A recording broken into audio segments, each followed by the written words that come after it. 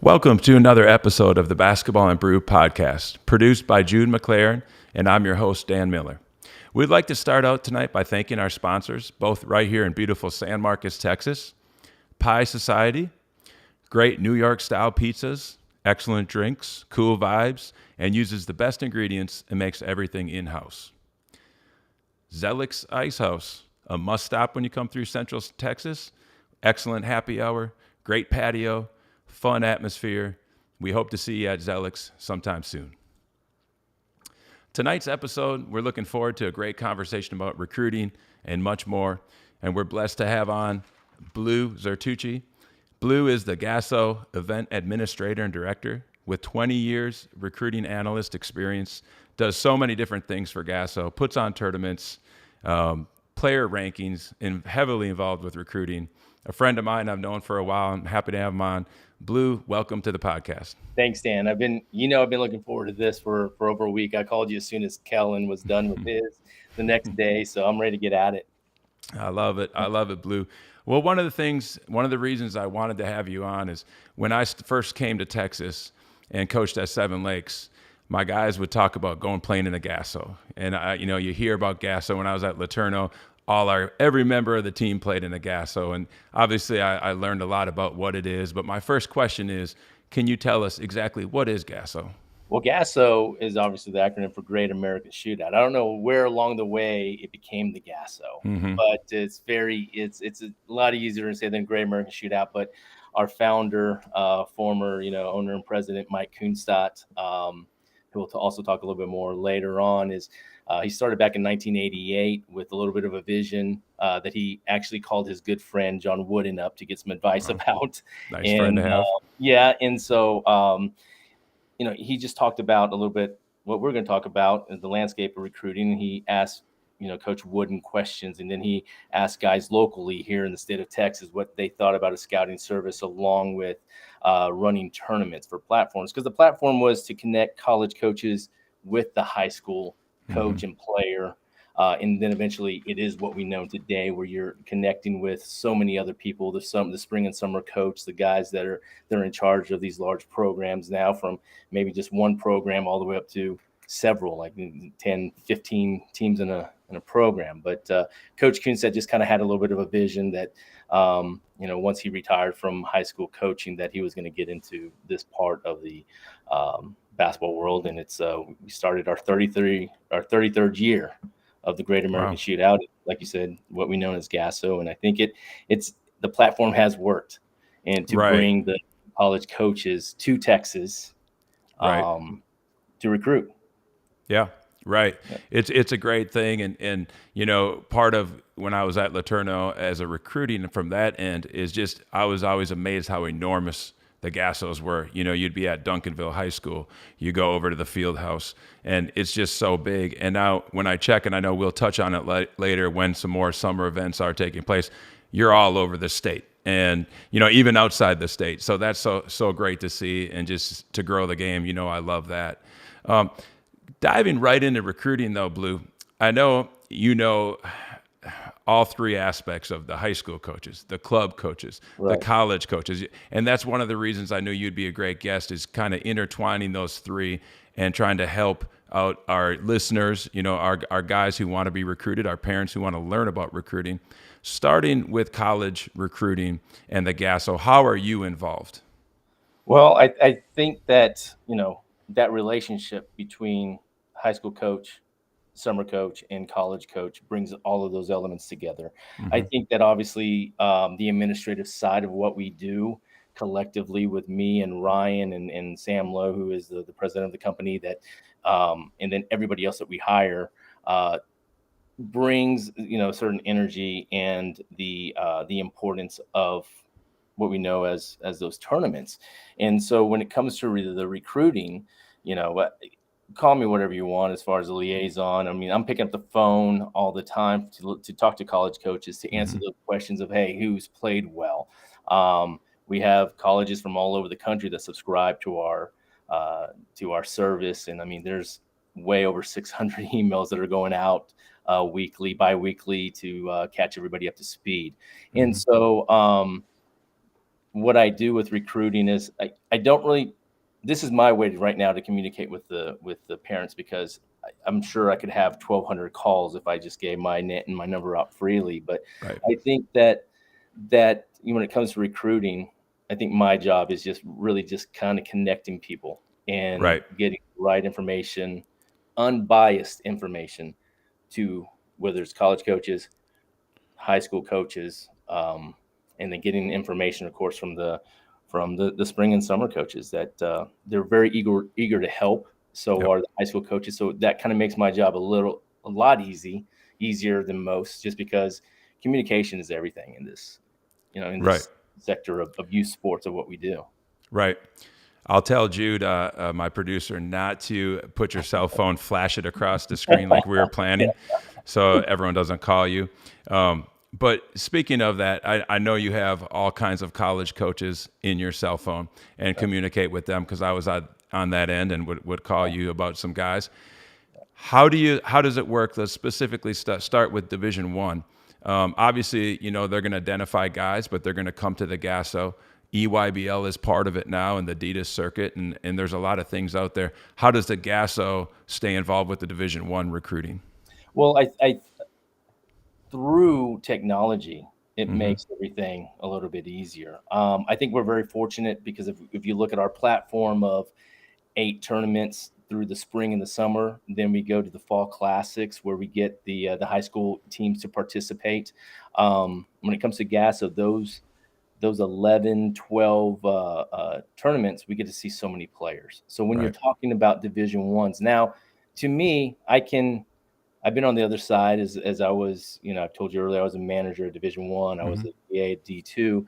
So I learned even back then, 20 years ago, even though the technology was not as advanced as but when you scout, it's so Mm-hmm. much easier when you go in person, of course. But where I think I have a little bit of that helps me, whether it's in JUCO or high school, whenever, if I can see a player Right. up close, that Right. gives you a visual. So then when you see it on film, you're able to really kind of see with guys' heights and where they're playing and so forth. And so in return, just like right now, I mean, we had 2 open periods in the month of April for the first time since 2018.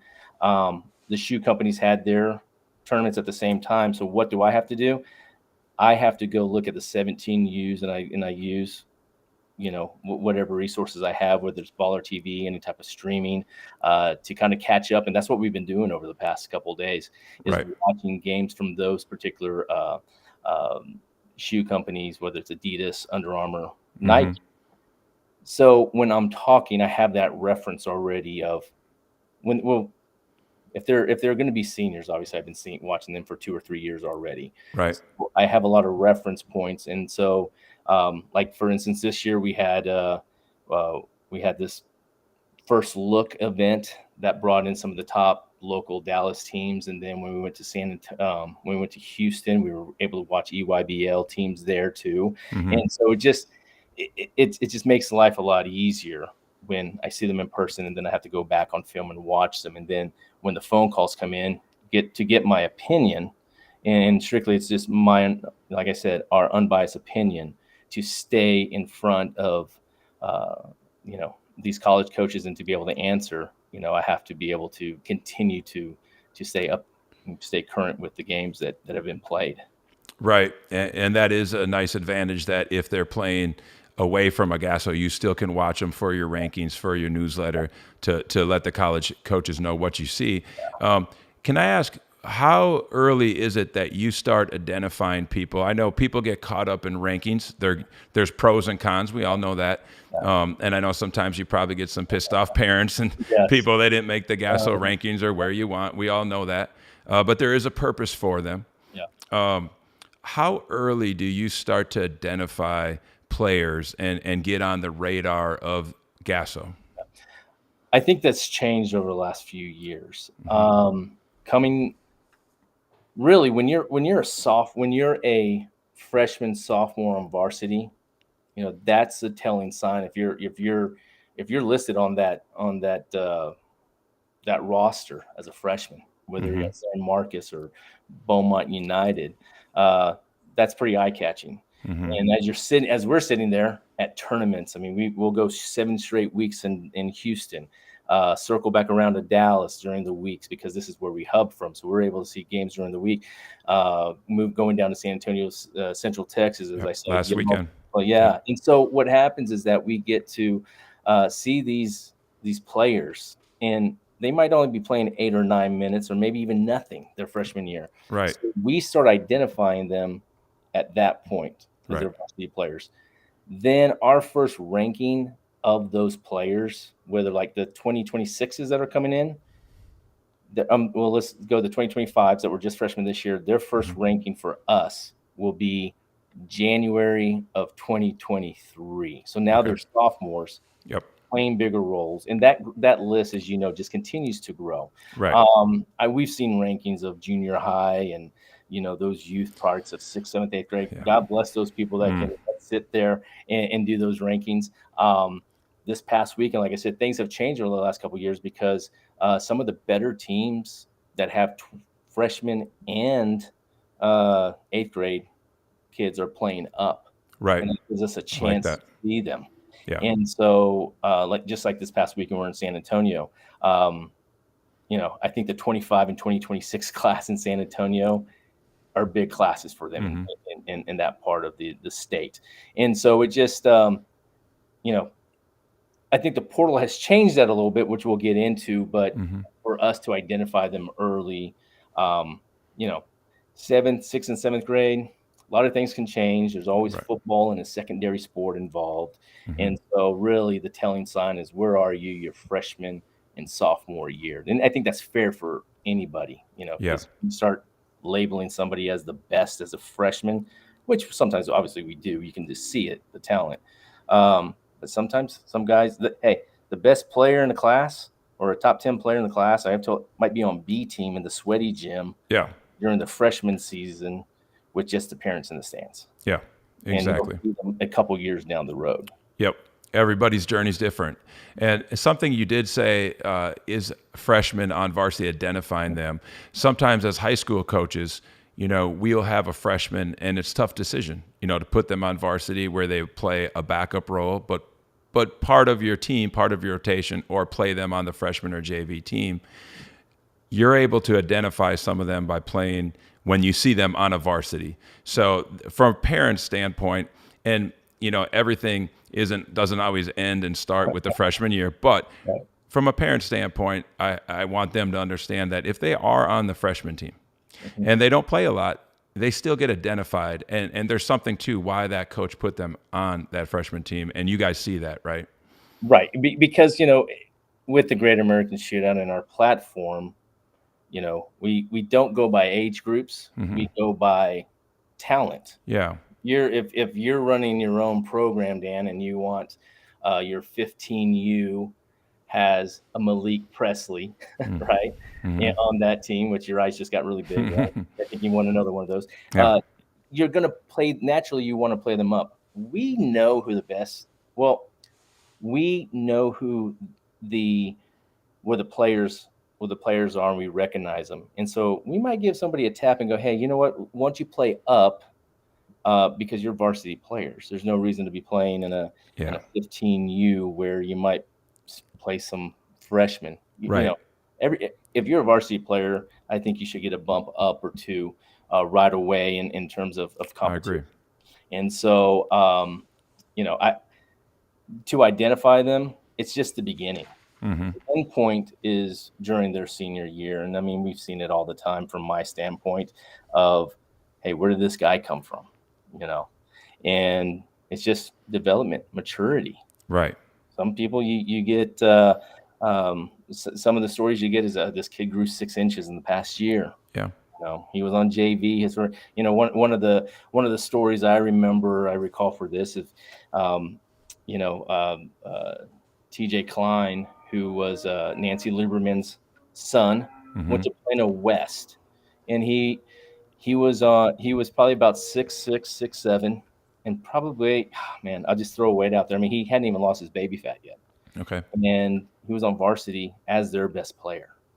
So what happened when he went to college? He started off at Niagara, and then he transferred to Richmond and became one of their best players of all time, and playing overseas. And like those stories happen frequently.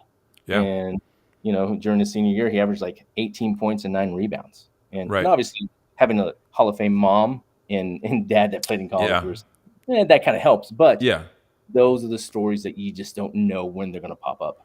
Right, right. And you see that, so much and it can go the other way too, right? Where you have some freshmen, some sophomores who are superstars, but maybe they don't understand how to compete or what it takes, or their attitude flips the wrong way and they move down a list. I want to ask, do you keep those things in mind when you do the rankings, or is it off pure talent? Because the most talented kids in our state necessarily don't transfer to the best college basketball players. I know some kids that are not as high on the list, I'm confident will be good college basketball players. So I just wanted to see if some of those intangibles go into the list. Oh, absolutely. Points are measurable, but it doesn't tell the whole story. Right. I mean, if you get into a little bit of recruiting here, I mean, you've had these types of players on your team, and even on your team at Seven Lakes, and even at San Marcos you're going to, and then in Laterno, you profited from guys that weren't under the radar. They just didn't have a little extra something that fit into a certain level. Right. And so, somebody that averages 20 points and that is the MVP of a district doesn't necessarily mean you're a top 50 kid. There's levels to this that sometimes it's hard to explain. Like if you ask me, how are you going to grade somebody? What does everything, some of his experience on my end, just a gut feeling. You've seen a kid that looked very similar. They go the same route as people from the past. And then, even with identifying these kids really early, you got to be really careful, especially with 8th graders. It's a very fragile time because they could be football players. They could be the best. They could be the stud athlete at their middle school. And as they entering their freshman year, what happens? Sophomore year, now they've plateaued. That's something that is very hard to deal with, I think, maybe as a parent. I have an 8 and a 6-year-old, and I'm not planning on them getting scholarships to play sports. They're not going to be on the Gaso top 100 list, you don't think? I sure hope not. So somebody's going to question me if they are. But what happens is that you have to have realistic goals. So it's really easy when you're 8th grade and we've seen it, 6'6", 6'7" kids, or a kid that's 5'10", that's just pure muscle and brick, and they're out there scoring every single possession. Where does it translate? Where does it translate? How does the game translate? I mean, it's easy to, you don't want to knock a kid for saying that they're not athletic, but that plays a role into recruitment too. Sure. Yeah. Speaking of levels, there's many different ways you can play college basketball. As you know, it's hard statistically.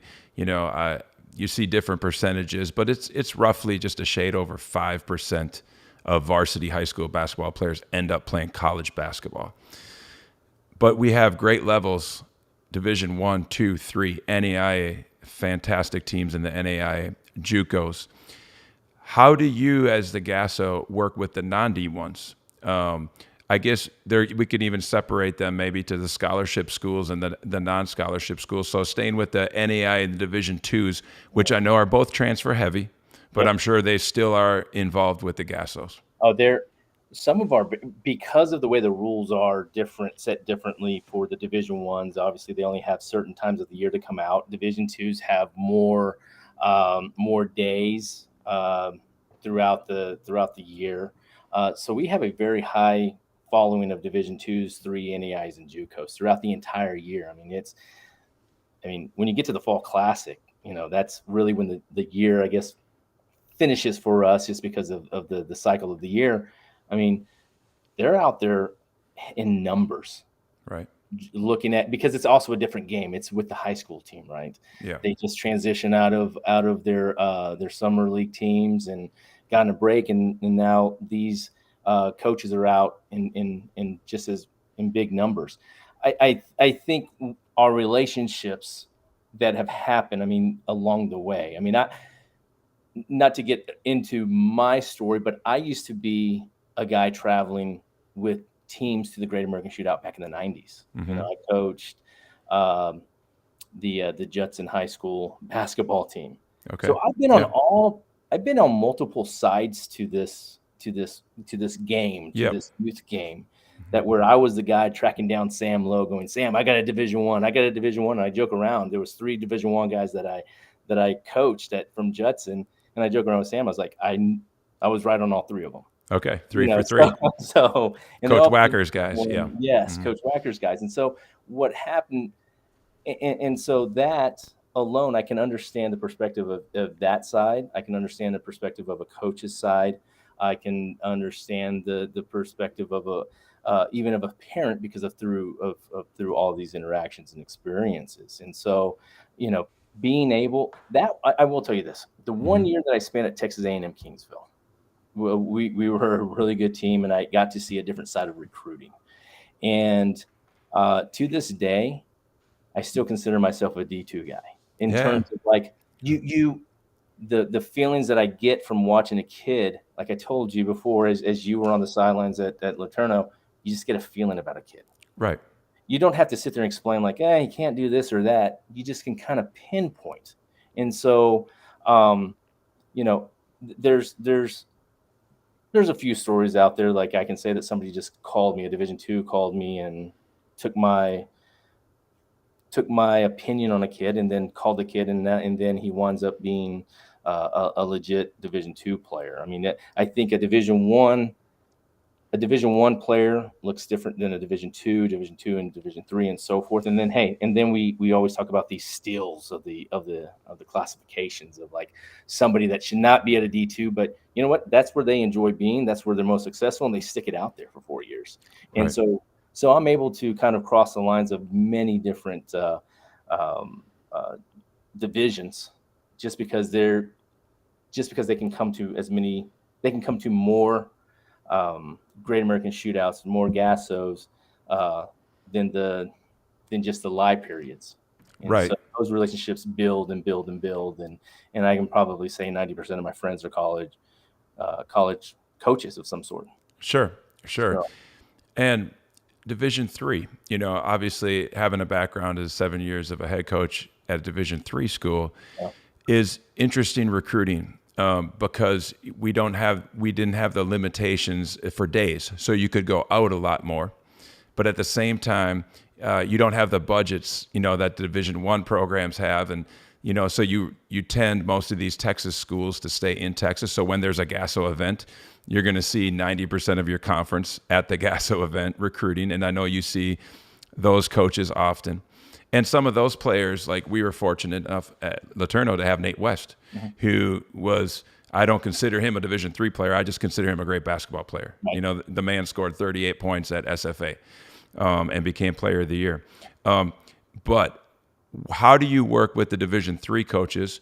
Because I know that can be a little bit, you know, guys are looking to go Division II, Division I, NAIA, and then Division III is such a late recruitment in the spring. Yeah. So how is that? And then also, how does the unsigned events that you do affect Division III recruiting? Well, I think that is a very key part to the Division III, what you just said. It's always later. It's June, July. They might have a spot or two. And that also goes into what we'll talk about a little bit later about, you know, being proactive as a parent as a future student athlete, is being proactive. So you're not waiting till June or July to get picked up. Right. And so, you know, when you are, so like you said, Division IIIs have less boundaries as far as days that they have to take off. They do have to follow a calendar still, because there I believe are still some quiet periods that they can't do much, but that's where they have the advantage of being able to see teams, you know, these kids play, whether it's in season or during the summer months. And like I said, they come out in big numbers. Yeah. And so it's nice to always see the same guys also, just because you're building relationships, whether it's Shriner or Trinity, Southwestern. And so what happens is that being recognized from the parent to them as Division threes and vice versa, the players seeing them, that builds their relationships. That helps with recruiting. We obviously try to get as much academic information on players as possible. I'm sure that you've seen us when we send out our emails about academic excellence. Those types of the information goes directly to the college coaches. And then also, we have a 90-second profile that you can do. That's on the GreatAmericanShootout.com website. You fill it out in 90 seconds. Boom! It's on our scouting service. Within 90 seconds, it's already posted. Is that free for the student athlete to fill out? That is free if you go to GreatAmericanShootout.com and you look for the profile. And it goes out to college coaches. Get to see it. Right. And that's also a link that we share. We have a database of about 4,000 college coaches that when we need a shootout information, that is. And we're also starting campaigns to target just Division threes. Hey, here's a Division three kid you should be watching. Here's a Division one high major, mid major, because we want to get as many college coaches into the state as possible. Right. And so helping each level, whether it's high major all the way down to JUCO, NAIA, Division three, D2, we have to know the rules. And that's also, the rules really come into play a lot when you start going to the transfer portal. Right. And so I think that's where, tonight we'll talk about a little bit about some of those standards, because they're different from division to division. Right. And we'll even give, you and I can also, as we talked about pre-show earlier today, that we can give tips to the parents right now throughout the show of what does it look like to be proactive? Right. Right. Well, let's stay with that topic, because when I was at LeTourneau, and something I think a clip that went viral that Mike Bray said at Notre Dame, and I agree with him 100%. Good programs don't just recruit the players; they recruit the parents.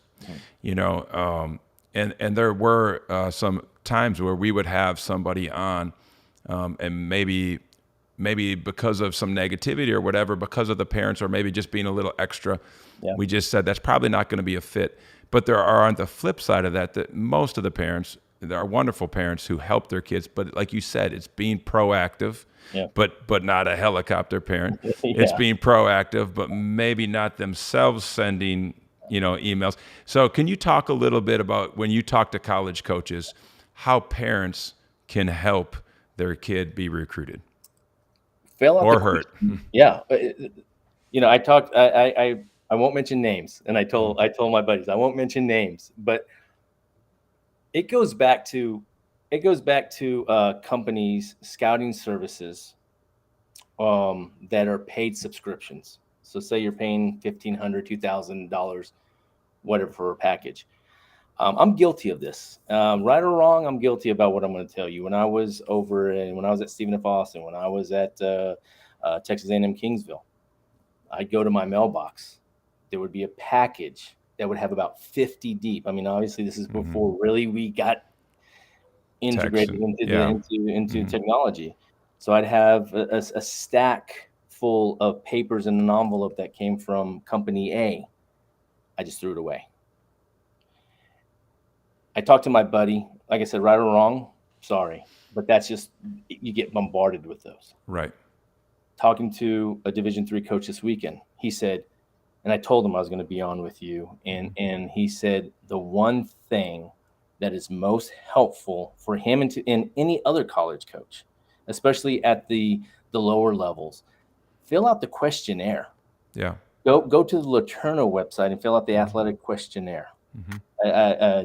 And it's very simple of how it works. As soon as the drop box comes, if you say you're a swimmer, it goes to the swim coach. If you say you're a basketball player, it goes back. Because a couple things happen. One, it shows that you're taking initiative. So if you're taking initiative that you want to apply, that you want to send the questionnaire to Trinity of Southwestern LeTourneau, Mary Hardin Baylor, Sol Ross, wherever it may be, you're showing interest. Right. You're showing that, hey, I done the first step. Now now it gets sent to the college coach because one of my D3 buddies said, hey, you know what? If a parent sends too many emails, I just start deleting them.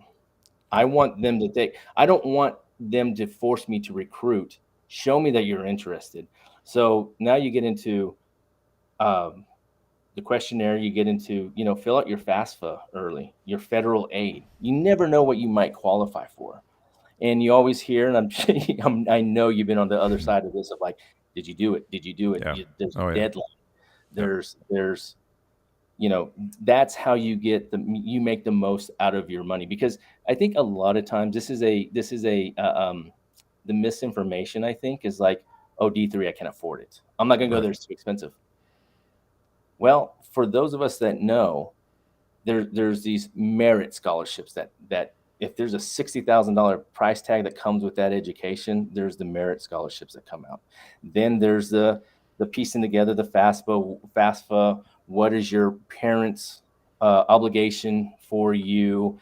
Filling out more scholarship papers and so forth. There's ways. I mean, there are ways. I've even heard of Division I that when you're going to Ivy League, whether it's Harvard, Columbia, Princeton, there is a weighted GPA there that's for the entire basketball team. So if you need, this is very kind of generic speaking here. Let's just go on a point scale of 100. You need to be an average of 90. If your average needs to be 90, you can take somebody that has an 80 because that 100 pulls it to a 90, right?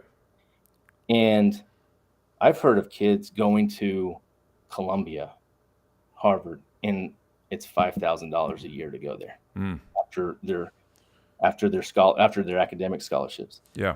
After they have been proactive and took the time to find the other money through other means of doing the paperwork. And I think that's where sometimes we as parents get. I mean, even when it's time to sign up for field day, volunteer. Oh gosh, it's Wednesday, it's tomorrow, it's Friday. What are we going to sign up for? We can get behind, but you don't want to in this case because then you start scrambling. And who's probably most likely going to get the nod? Sometimes it's probably the person that gets all of the paperwork in that you don't have to scramble for. Right, coach. Right. And being ahead of it, responsibilities goes a long ways with just showing how much you want it. Because if you want to play college basketball, obviously I said it earlier, not everyone can and will play college basketball, but there are opportunities and avenues. Some Division III teams have JVs right here in Texas. Shriner, TLU, I believe Stan's run one still at Concordia. And some of those players aren't maybe the high level, all first team 6A type players, but they love the game. But if you're not doing those things like you just said, being responsible, getting your FAFSA in, filling out the questionnaires, those coaches aren't going to consider you. So that's a big part of it, and especially I'd say with Division III. Yeah. And if I can make a plug for our company, we're actually putting together a consulting pamphlet that's going to be sent out. It's consulting. No, we're not in the consulting business, but we just want to get some of this information that we've talked about. We're actually going to get it put in PDF form and be able to get it to parents because I think it's important and it can be overwhelming. Because when you look at there's so many things right now because of the pandemic changed recruiting a little bit or maybe a lot, as we know, right? That even the SAT, ACT scores have gone out the window in terms of being qualified through NCAA, but that does not mean that you automatically qualify for the institution that you want to go play at. Right.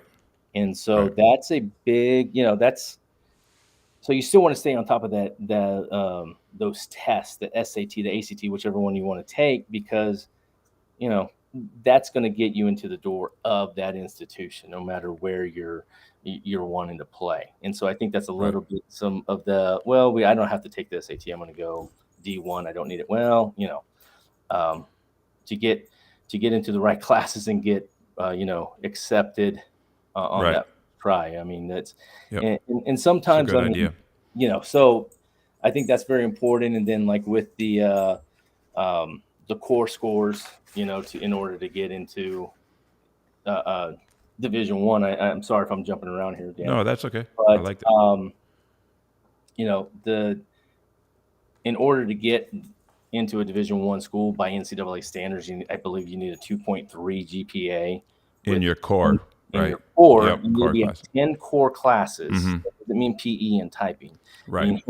Yeah. We're talking about your English, Social studies, sciences, math. your Yep. government, so forth. That where you're at 10 at the end of your junior year. Right. And so that's and I know that a lot of pretty much probably across the board, the high school coaches know that, the clearinghouse is very important too. Right. And so if you have been playing spring and summer basketball, when you sign up through the NCAA, they have you sign up through the clearinghouse. So that's one little checkbox that Yep. every parent up to this point who will listen to this now or into the future, Yep. that is being taken care of. So that's part of the being proactive, and Yep. the NCAA forces people to do that in order to play in a certified NCAA event in April and July. So Right. that's taken off their plate right away. Right. Yeah. Right. And they have to have that, and they have to have that done before they make an official visit. Where in Division III, you don't have to have the clearinghouse, which is a bit different. Most of the kids that we recruited really did because they played in events like that, or they were proactive. And I think too, the high school coach, the AAU coaches, our roles are very important in educating the parents, educating the kids in recruitment, but also being realistic, because sometimes with the levels, I think that people don't understand that, outside of the top, 40 or whatever Division I's, that top 20 Division II schools are almost as good, sometimes better than those back end Division I's, just like NAIA schools, those top 10 NAIA schools. I've seen LSU-S and LSU-A up close. Those schools are like small Division I's when they walk in the gym. They are very good. So, and Division III schools, if you go to the national tournament or go watch a UMHB LeTourneau game, those are very good basketball players. So, I think it's up to us as high school coaches and AAU coaches to educate. And if they're watching this, I hope we're giving them some good advice. But then also, I think it's up to them to be honest. You want to dream big and shoot big, but also help them, try to find some matches. And the Gaso, no doubt, helps them a lot with that. And high school coaches can be put in a hard situation just because of unrealistic goals. I mean, that's, us as parents, we want the best for our kids, and we want what they want. We want their dream to come true. I mean, and so that's hard when it's not the Division I's that are calling, and it's not the Division II's. But I think so much of also education. I was thinking about this today. Like, how can you educate yourself? Like, what steps would you want to take? And it takes time and commitment. If you're going to play the game of basketball at the collegiate level, it's going to take time on the basketball court. It's going to take time in the classroom. And ultimately, the classroom is going to win out, because if you're ineligible, you're not going to play. Student athlete. Where are we? Where are the players where's their mindset when it's time to, hey, LeTourneau called me, Trinity called me? Go read coaches' bios. Go read the assistant coaches. Read the history of the program. You can learn so much about who's recruiting you before you even step on campus. Right. And so I think that when we look at how many, I'm not sure. I would have to look real quick. How many divisions? Is there like 16 to 19 Division IIIs just here in Texas? And so, let's educate yourself on every single, on those that maybe you go to Great American Shootout, or maybe you go to somebody else's tournament, and you see a coach out there. The best way to know is by researching, and by reading, and by getting to know that institution before you even, maybe pick up the phone that that they're going to call. Right. Then you ask questions. And I think that that's very important, that the college coaches, when on any level, that they are, you learn about them as Right. well as a I player, agree. as a parent. And that was something else that somebody brought up, was like, another Division III coach to me was like, not just, the questionnaires, go set your own visits up. You don't Yeah. have to be recruited in order to go to a campus. And so you should make your own campus tour, sign Right. up for that. And Right. so you can, maybe you're not going to go to Baylor, but you sign up for a campus tour at Baylor. Well, wow, you really like the way this looks. And then so when you go to college B, now you have something to compare it to. Right. And then when you start seeing, you are who you're recruited by, is a little Mm. saying. I'm not big on Eventually. Yeah. cliches. I'm Hmm. not big on cliches, but Yeah. there's some truth to that. Yeah. And so now you have, hopefully you've done maybe one, or, at least one, maybe a couple of them, that where you can get a feel for what college is. And I'm sure people have siblings that they've already been on colleges, but really do it for yourself. And that's what was one college coach's, that told me to share. Hmm. Go take advantage of that time when you're in another city Right. to go visit.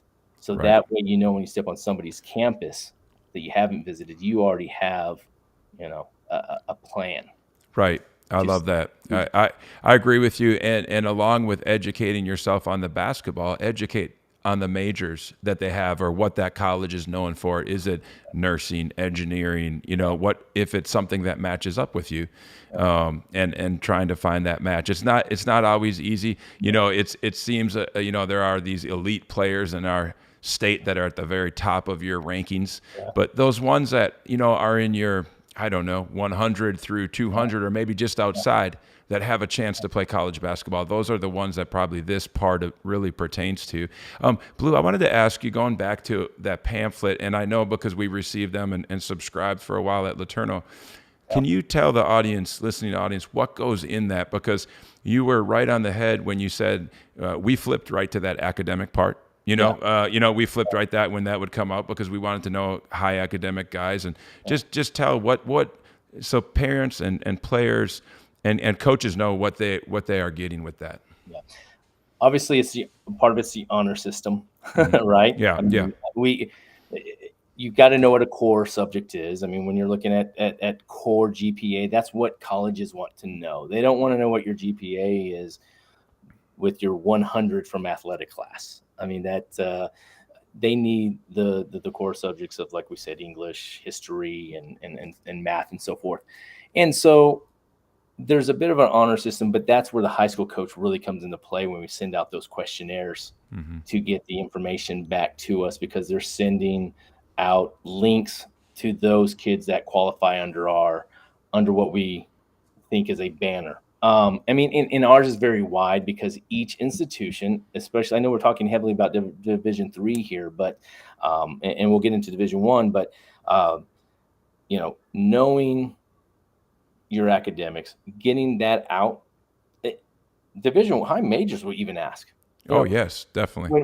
When Division Is are calling, what's one of the first things they're going to ask is he a high character kid? Yep. High character kids, you can't stereotype and say, oh no, this kid is not any good because he's not a high character because of his grades. No, but what happens is that you have to paint this picture of like I said, of an unbiased, that hey, yes, he gets all of his classes in order, because they always want to pinpoint to the academics. Right. It's, even though you have tutors and everything at your disposal, at the more the more you have, is because you went higher up the food chain, and you went into those Power Five. But that's always a big question, is where do you know about their academics? Right.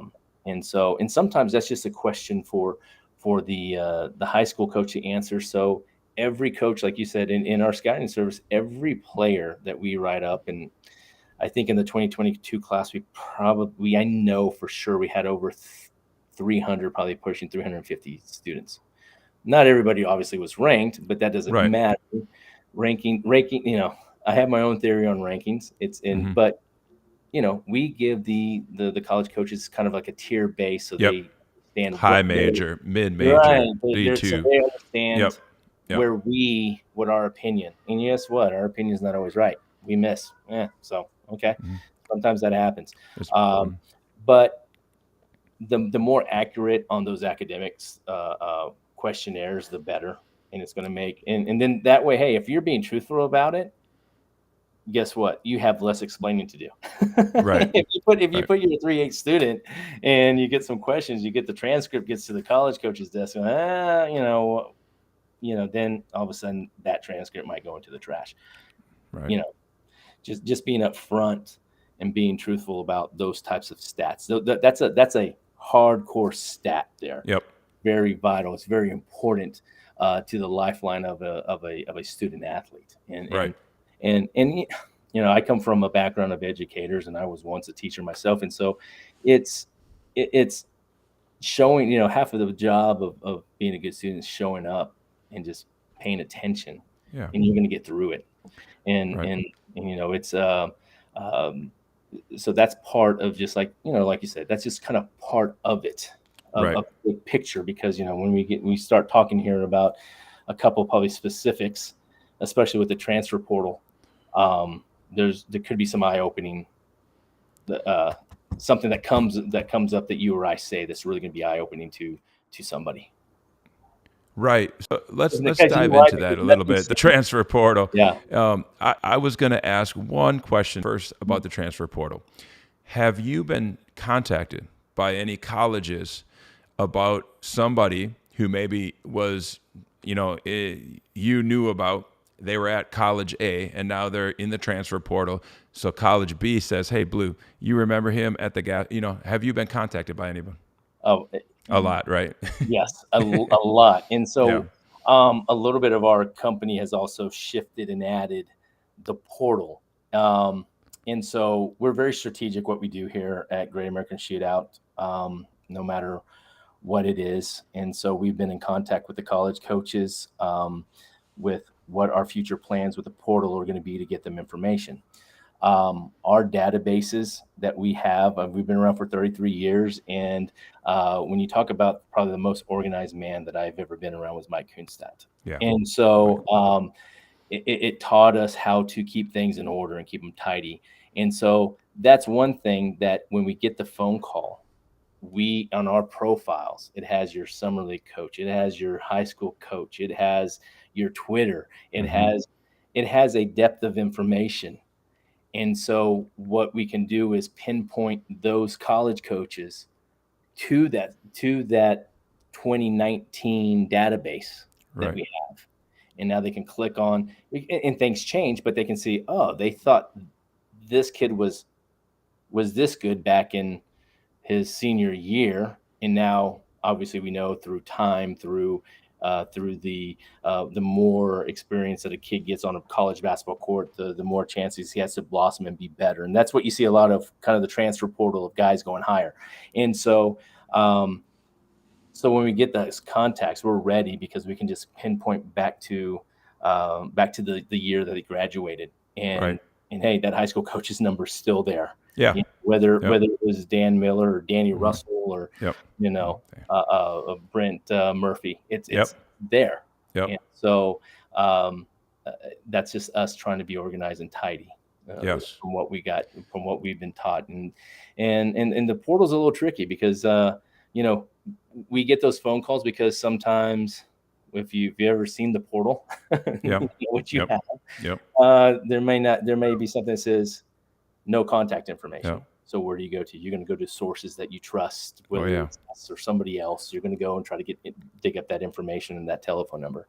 Yeah, and it's amazing how fast the school gets the information off the website where he currently is once he says he's transferring and they put him in the portal. So, you got to do your research. Yeah. A couple of things there that I picked up that you said. One is just it's a good life lesson, really, that your impressions on people are important, even if it's somewhere where you're not going to go. When you're being recruited by that institution or you're around people like yourself at tournaments, it's important to have good integrity because you may go to school A, and then when you need a reference to come back to school B, those people are still going to be there. And then the second thing, going back to their social media, and I know you know this, it's so important that these guys, A, clean up their social media a little bit, but two is just the front, their header. You know, please put what class you're in, class of 2023, where you go to high school. You know, put up your highlight clips. You know, just some basic information on there is important. And I think maybe you've coached some of your players through that, because I think that what we did was we retweeted probably during the basketball season. Oh yeah, we put something up. Marcus guys, because we point to it like, this is what it needs to look like. You know, if you're Big Eddie, that means nothing to a college coach, right? I mean, name your Little Blue, or Blues or Tucci. I mean, you got to really go out there and assert yourself, right? Because even media people need it, right? We're watching games, whether it's us or somebody else. I mean, we want to save time by punching your name up and not trying to have to, go different avenues to get to your name. And I mean, that's also part of being recruited too, which is a very good point. And I even jotted that down. That was something that I had not thought of right now, and that's a great point of like, you're basically your social media is your resume, right? Yes. Yeah. So the very first thing you see is your name, your classification, and so forth. And that's a big also it's a very helpful, proactive gesture to do. Right. Blue, this has been great. And before we go, just a few things real quick. Can you tell the audience two things? One, what does Gaso have going this summer? And then two, any social media spots where they can find you? Yeah. So our main Twitter is at Texas Hoops Gaso. That's just Texas Hoops GASO. We're very fortunate to have nearly 32,000 followers. And then my personal one is at Gaso Blue, just like the color. And y'all can DM me. Like I said, we're working on some literature that we can get out to the parents once they kind of visit some of our sites and so forth. And we're, as we kind of turn the corner here, as school's wrapping up, we still have we still have 5 Great American Shootouts, one Memorial Weekend here in Dallas. Then we go the very next weekend to College Station on June 3rd to the 5th, and June 22nd to 17th or 19th. And one thing we didn't get to touch on was TABC and how important it's been. And I think that people are going to see real quickly coming up this June of how massive that this can be, and the amount of coaches that are going to be there. It's a great event, and I had so many college coaches and friends just say they loved that event, because it's great to see the guys play for their AAU and club teams, but then I think they really enjoy getting to see them play for their high school team also in that event, as well as your shootouts that you run in the fall. I highly recommend high schools go into them. Will they be in Austin area, Dallas, Houston? Our fall events? Fall events for the high schools. Fall event will be Duncanville, San Antonio, Houston, and then wrap it up in mid-October in Mansfield before the season starts. Okay. So all that information that we've been getting out, and we'll post it up on Twitter. And I wish we had more time, because there's a lot, I think, still to dissect. We'll do it again. Yeah, right. we'll do it again. Blue, thank you so much. I appreciate you, man. You got it. Okay. Thanks. Thank you. So that was Blue Zertuche. We hope you enjoyed it. Great organization, great guy. Texas basketball is amazing. Once again, I'd like to thank my producer, Jude McLaren, who does a great job behind the camera. And then next week, week 3 of episode of Basketball and Brew, we're going to be joined by LSU assistant coach Casey Long, who will come on and talk about a lot of things with Tiger basketball, his time at Murray State. And of course, he got to coach John Morant, so we will hear about that next week. We look forward to that episode, and we thank you so much for joining